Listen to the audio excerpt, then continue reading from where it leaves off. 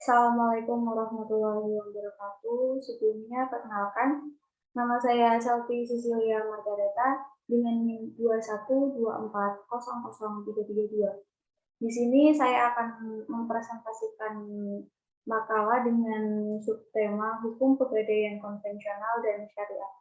Sebelumnya sudah diterangkan oleh teman-teman saya mengenai pengertian gadai, jenis-jenis gadai, dan lain sebagainya. Di sini saya khusus menerangkan materi mengenai hukum pegadaian konvensional dan syariah. Untuk gadai sendiri terbagi ke dalam dua jenis, yaitu terdapat gadai konvensional dan gadai syariah. Untuk gadai konvensional merupakan salah satu jenis gadai yang lazim ditemui di masyarakat, serta memiliki aturan yang jelas sesuai dengan ketetapan Otoritas Jasa Keuangan atau OJK. Untuk gadai syariah sebetulnya hampir mirip seperti gadai konvensional. Perbedaannya ialah sistem gadai yang digunakan sesuai dengan syariat Islam. Sebelumnya, untuk unit layanan pegadaian syariah bermula dari terbitnya Peraturan Pemerintah Nomor 10 tanggal 1 April 1990 dapat dikatakan menjadi tonggak awal kebangkitan pegadaian. Satu hal yang perlu dicermati bahwa PP 10/1990 menegaskan misi yang harus diemban oleh pegadaian untuk mencegah praktik riba. Misi ini tidak berubah hingga terbitnya Peraturan Pemerintah Nomor 103 tahun 2000 yang dijadikan sebagai landasan kegiatan usaha forum pegadaian sampai sekarang. Untuk fungsi operasi pegadaian syariah itu sendiri dijalankan oleh kantor-kantor cabang pegadaian syariah atau unit layanan gadai syariah yang biasa disingkat ULGS sebagai satu unit organisasi di bawah binaan divisi usaha lain forum pegadaian. Nah, ULGS ini merupakan unit bisnis mandiri yang secara struktural terpisah pengelolaannya dari usaha gadai konvensional. Pegadaian Syariah pertama kali berdiri di Jakarta dengan nama Unit Layanan Gadai Syariah atau ULGS cabang Dewi Sartika di bulan Januari tahun 2003. Produk-produk syariah di bidang lembaga keuangan semakin marak pada masa sekarang ini. Pegadaian tidak lagi tertuju hanya pada pegadaian konvensional saja pada masa sekarang ini. Pegadaian pun sudah mengeluarkan produk berbasis syariah yang mana sering disebut dengan pegadaian syariah atau arogan. Nah, untuk pegadaian syariah maupun pegadaian konvensional adalah lembaga keuangan depositori yang sama-sama bergerak di bidang jasa keuangan. Keduanya memiliki mekanisme dan landasan hukum yang berbeda. Untuk gadai syariah dijalankan berdasarkan pada ketentuan akad rohan dalam Islam, sedangkan gadai konvensional berdasarkan kepada ketentuan gadai. Sedangkan berkaitan dengan landasan hukum gadai terdapat pada buku kedua bab 20 pasal 1150 sampai pasal 1160 Kitab Undang-Undang Hukum Perdata. Definisi gadai sendiri terdapat pada pasal 1150 Kitab Undang-Undang Hukum Perdata. Gadai atau rohan juga diatur dalam kompilasi hukum ekonomi syariah atau yang biasa disingkat dengan KHS pada buku kedua bab 13 pasal 329 sampai dengan 369.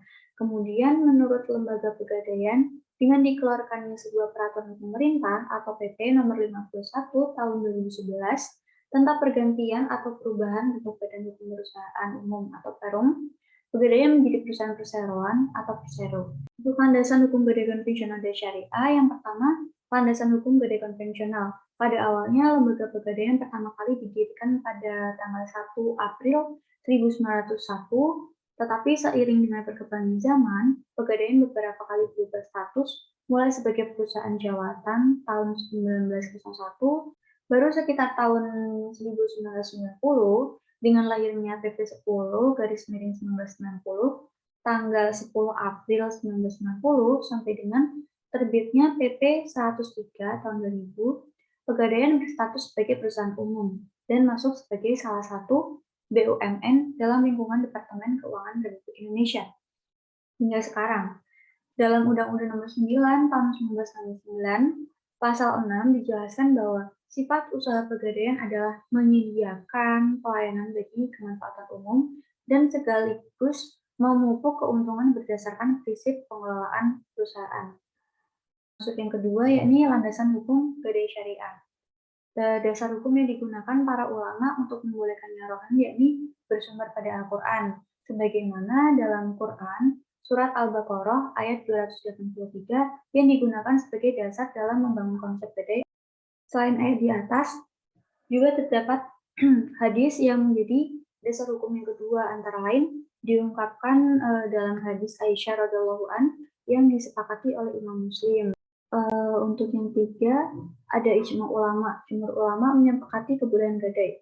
Nah, untuk hukum gadai di Indonesia, setelah mengetahui apa itu gadai, kita perlu memahami dasar hukum yang mengatur. Untuk dasar hukum gadai di Indonesia, tertuang dalam Kitab Undang-Undang Hukum Perdata, yakni pasal 1150 sampai dengan 1160. Dan secara spesifik, peraturan pegadaian diatur dalam POJK nomor 31 garis miring POJK 05 atau garis miring 2016. Masing-masing pasal yang ada mengatur mengenai pemberian gadai, hak dan kewajiban gadai, larangan penyalahgunaan barang gadai oleh penerima gadai, hingga penjualan barang gadai atau lelang. Untuk pegadaian syariah sendiri di Indonesia, terbitnya Peraturan Pemerintah atau PP 10 tanggal 1 April 1990 dapat dikatakan sebagai tonggak awal kebanyakan pegadaian. Satu hal yang perlu dicermati bahwa PP garis miring 10 menegaskan misi yang harus diemban pegadaian untuk mencegah praktik riba. Misi ini tidak berubah hingga terbitnya PP 103 garis miring 2000 yang dijadikan landasan kegiatan usaha perum pegadaian sampai sekarang. Pegadaian syariah merupakan suatu lembaga yang relatif baru di Indonesia. Konsep lembaga keuangan yang melaksanakan tugas utamanya dengan menyalurkan uang pinjaman atas dasar hukum gadai serta menjalankan usaha lain dengan prinsip syariah. Jadi untuk kesimpulannya, gadai itu terbagi ke dalam dua jenis. Yang pertama gadai konvensional dan gadai syariah. Gadai konvensional merupakan salah satu jenis gadai yang lazim ditemui di masyarakat serta memiliki aturan yang jelas sesuai dengan ketetapan Otoritas Jasa Keuangan atau OJK. Nah, untuk gadai jenis syariah sebetulnya hampir mirip seperti jenis konvensional. Perbedaannya ialah sistem gadai yang digunakan sesuai dengan syariat Islam. Setelah mengetahui apa itu gadai, kita perlu memahami dasar hukum yang mengatur. Untuk dasar hukum gadai di Indonesia tertuang dalam Kitab Undang-Undang Hukum Perdata, yakni pasal 1150 sampai dengan 1160. Dan secara spesifik, peraturan pegadaian diatur dalam POJK nomor 31 garis miring POJK 05 garis miring 2016. Sedangkan landasan dalam hukum gadai syariah, dasar hukumnya digunakan para ulama untuk membolehkan rohen, yakni bersumber pada Quran, Surat Al-Baqarah ayat 283, yang digunakan sebagai dasar dalam membangun konsep gadai.